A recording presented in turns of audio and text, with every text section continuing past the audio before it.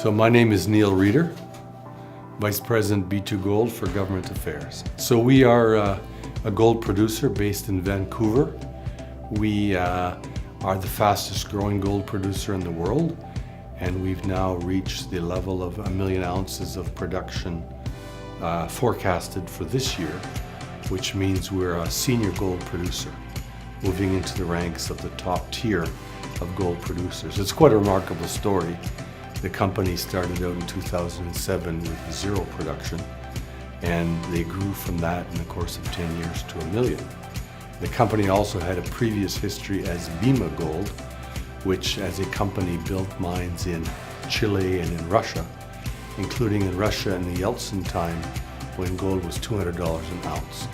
So they've had a long experience working abroad, including in difficult investment environments, and that has carried on today because we're a complete international miner. We're a Canadian company, we're based in Vancouver, we employ many people in Vancouver, but the mines are all abroad. Africa is I won't say the next frontier for mining, it is the frontier for mining. It's already happening. And what we heard today was the tremendous scope of mining investment in countries like Burkina Faso, Mali, Ghana, Ivory Coast, Senegal as well. So you've got this tremendous belt of gold across West Africa, and that has been mined for centuries. But right now there's a tremendous interest in the gold in that area because there's a diminishing number of new finds of gold, of major discoveries, and as a result gold companies go farther and farther. And many of them end up in Africa looking for the opportunities. And as we've seen as a company, Burkina Faso offers great potential, as does Mali, countries like that. So there's a lot of interest in Africa, particularly in West Africa right now. Since I took my position up about 1.5 years, I quickly learned of the council and have been engaged with Nola and Chris in various activities, trying to be supportive of their work because we're increasingly an African-based company, an African-focused company.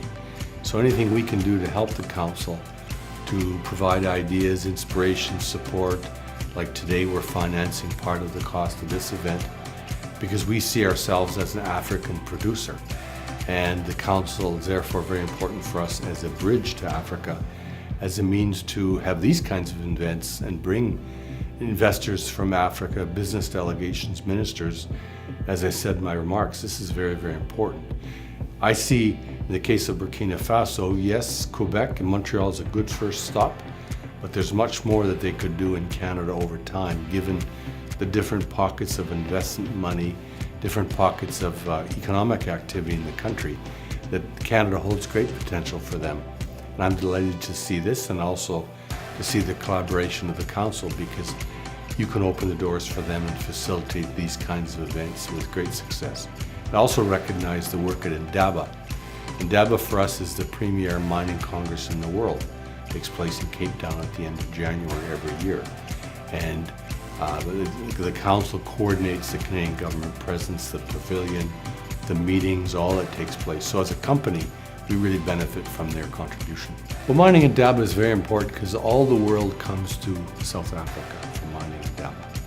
That is one of the premier mining events of the year, along with the PDAC, Major Mining Congress in Toronto, which is in March. So they kind of bookend that first quarter of the year, and those are the ones that everyone wants to attend.